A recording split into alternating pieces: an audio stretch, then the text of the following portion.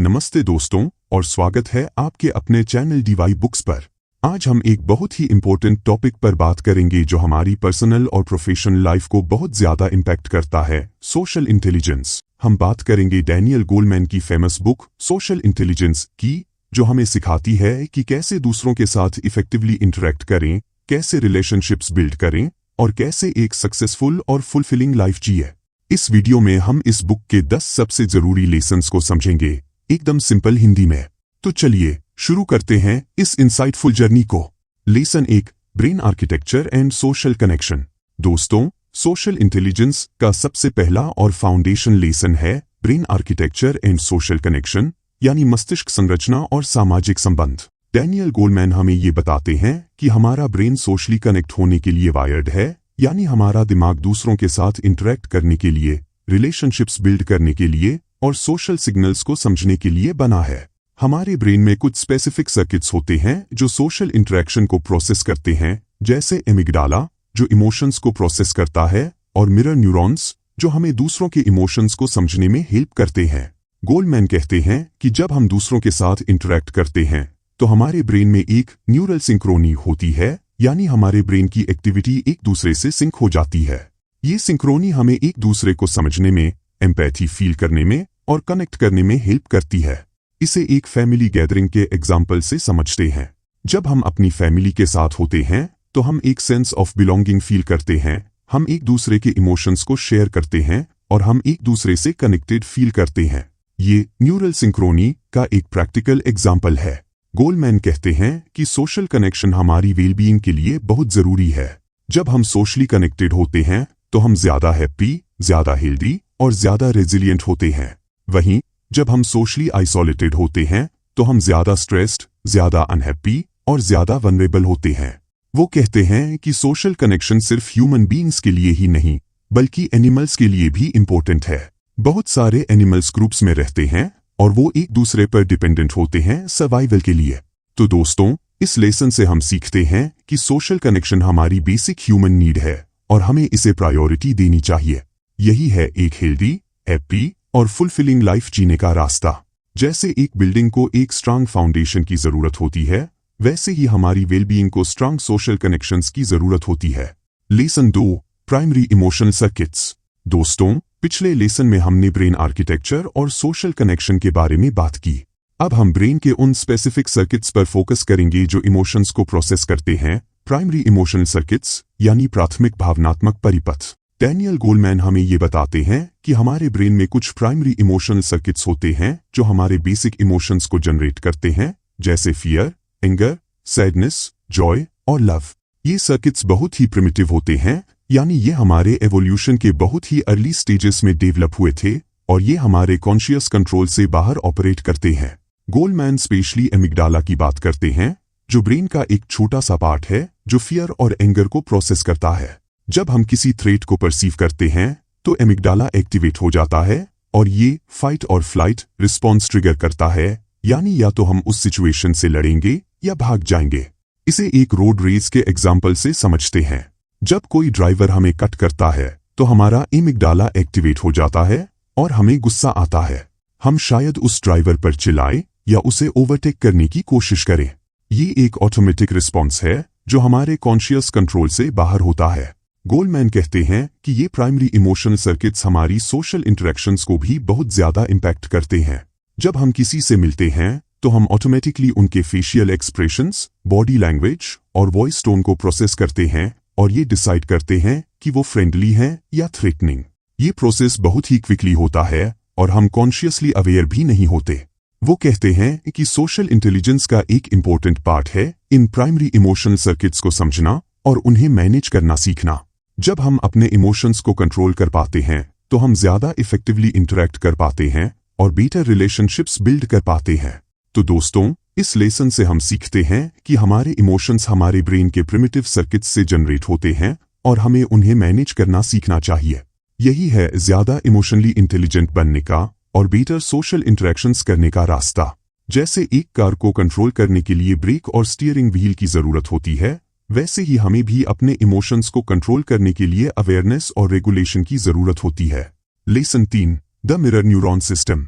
दोस्तों, पिछले लेसन में हमने ब्रेन के प्राइमरी इमोशनल सर्किट्स के बारे में बात की जो हमारे बेसिक इमोशंस को जनरेट करते हैं। अब हम एक और बहुत ही इंपॉर्टेंट ब्रेन सिस्टम पर फोकस करेंगे जो सोशल इंटरेक्शन के लिए क्रूशियल है, द मिरर न्यूरॉन सिस्टम यानी मिरर न्यूरॉन प्रणाली। डैनियल गोलमैन हमें ये बताते हैं कि हमारे ब्रेन में कुछ स्पेशल न्यूरॉन्स होते हैं जिन्हें मिरर न्यूरॉन्स कहते हैं।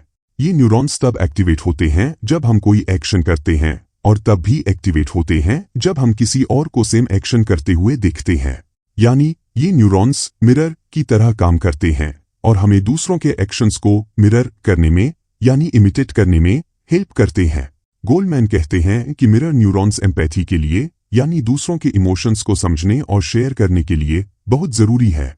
जब हम किसी को सैड देखते हैं तो हमारे मिरर न्यूरॉन्स एक्टिवेट हो जाते हैं और हमें भी थोड़ी सैडनेस फील होती है। इसी तरह जब हम किसी को हैप्पी देखते हैं तो हमें भी थोड़ी हैप्पीनेस फील होती है। ये मिरर न्यूरॉन्स ही हैं जो हमें दूसरों के इमोशंस से कनेक्ट करते हैं और हमें सोशल बॉन्ड्स बिल्ड करने में हेल्प करते हैं। इसे एक लाफिंग के एग्जाम्पल से समझते हैं। जब हम किसी को हंसते हुए देखते हैं तो हमें भी हंसी आती है, भले ही हमें पता न हो कि वो क्यों हंस रहा है।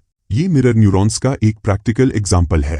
गोलमैन कहते हैं कि मिरर न्यूरॉन्स सिर्फ इमोशंस को ही नहीं बल्कि एक्शंस, इंटेंशंस और सेंसेशंस को भी मिरर करते हैं। जब हम किसी को डांस करते हुए देखते हैं तो हमें भी थोड़ी मूवमेंट फील होती है। जब हम किसी को पेन में देखते हैं तो हमें भी थोड़ी अनकंफर्टेबल फील होता है।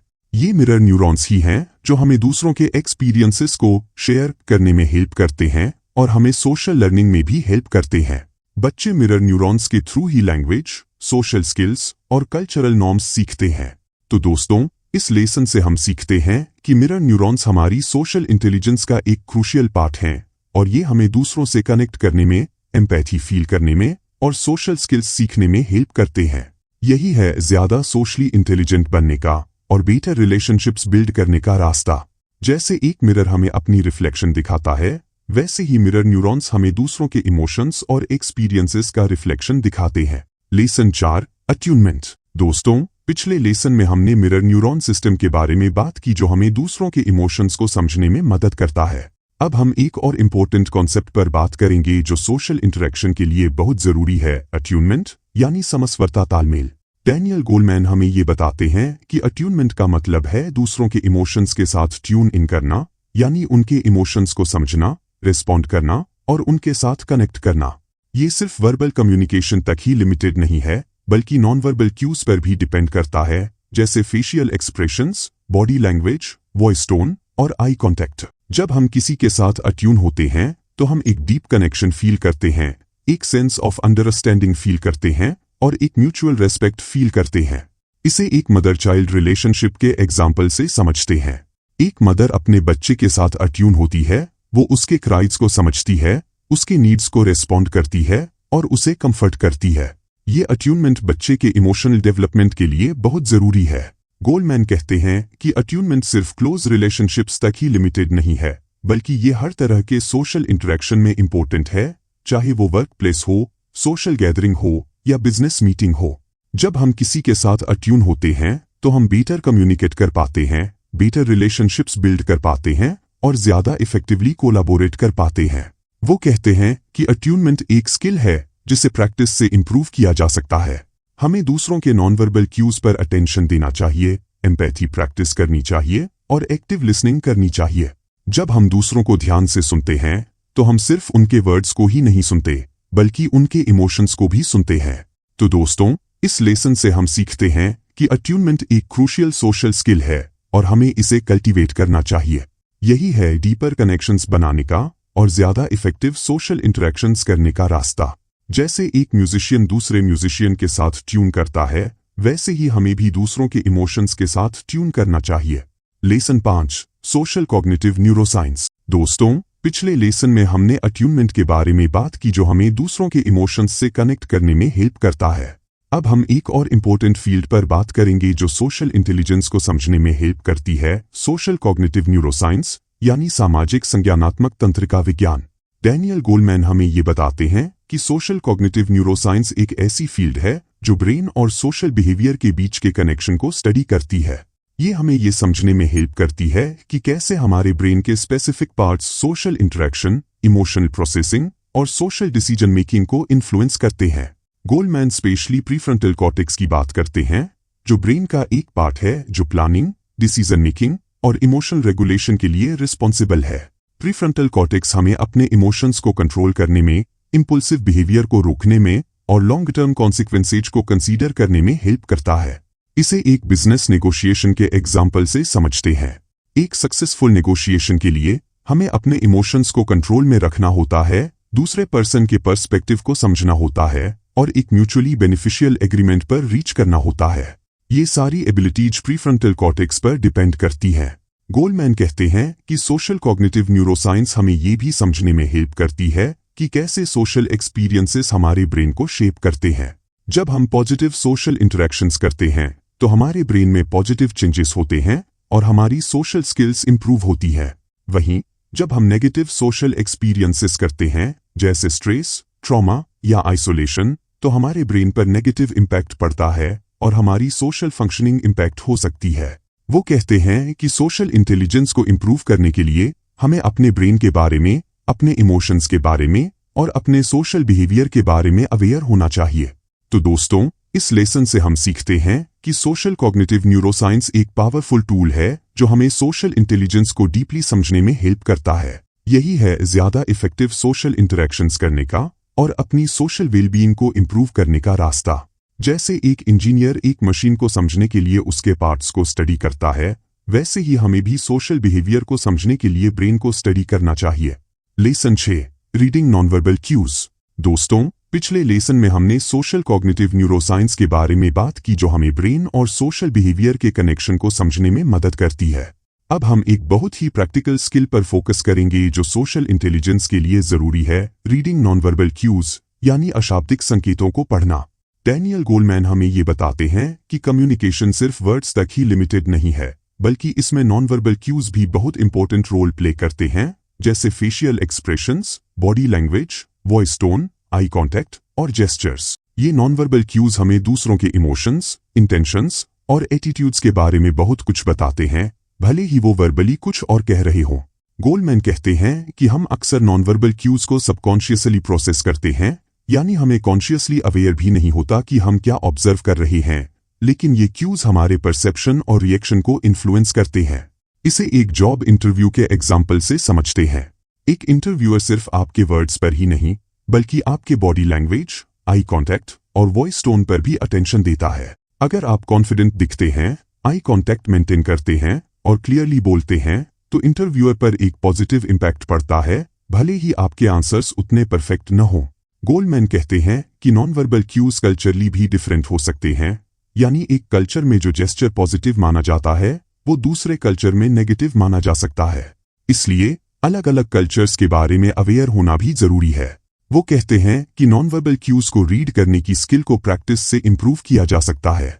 हमें दूसरों के फेशियल एक्सप्रेशंस, बॉडी लैंग्वेज और वॉइस टोन पर अटेंशन देना चाहिए और ये समझने की कोशिश करनी चाहिए कि वो क्या कम्युनिकेट कर रहे हैं।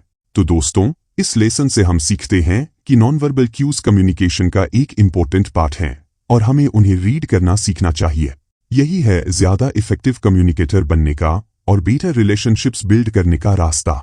जैसे एक डिटेक्टिव क्लूज को ऑब्जर्व करता है, वैसे ही हमें भी नॉनवर्बल क्यूज को ऑब्जर्व करना चाहिए दूसरों को समझने के लिए। Lesson 7, presentation of self. दोस्तों, पिछले लेसन में हमने नॉनवर्बल क्यूज को रीड करने की इंपॉर्टेंस के बारे में बात की।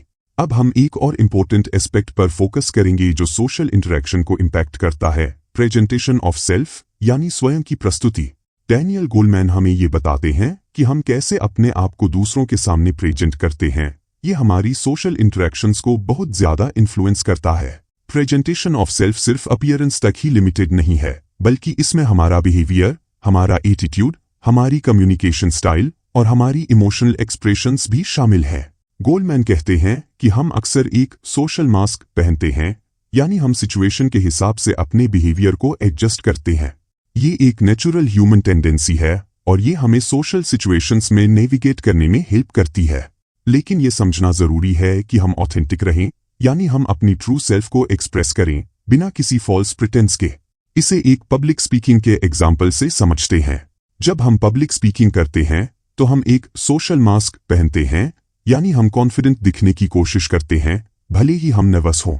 लेकिन अगर हम ज्यादा फेक करते हैं तो ऑडियंस को ये पता चल जाता है और ये हमारे क्रेडिबिलिटी को डैमेज कर सकता है। गोलमैन कहते हैं कि प्रेजेंटेशन ऑफ सेल्फ का एक इम्पोर्टेंट पार्ट है सेल्फ अवेयरनेस, यानी अपने इमोशंस, अपने स्ट्रेंथ्स और अपनी वीकनेसेस के बारे में अवेयर होना। जब हम सेल्फ अवेयर होते हैं तो हम बेटर तरीके से अपने आप को प्रेजेंट कर पाते हैं और ज्यादा इफेक्टिव सोशल इंटरेक्शंस कर पाते हैं। वो कहते हैं कि हमें ये भी ध्यान रखना चाहिए कि हमारी प्रेजेंटेशन सिचुएशन के हिसाब से एप्रोप्रिएट हो। एक फॉर्मल बिजनेस मीटिंग में हमारी प्रेजेंटेशन एक कैजुअल फ्रेंडली गैदरिंग से डिफरेंट होगी।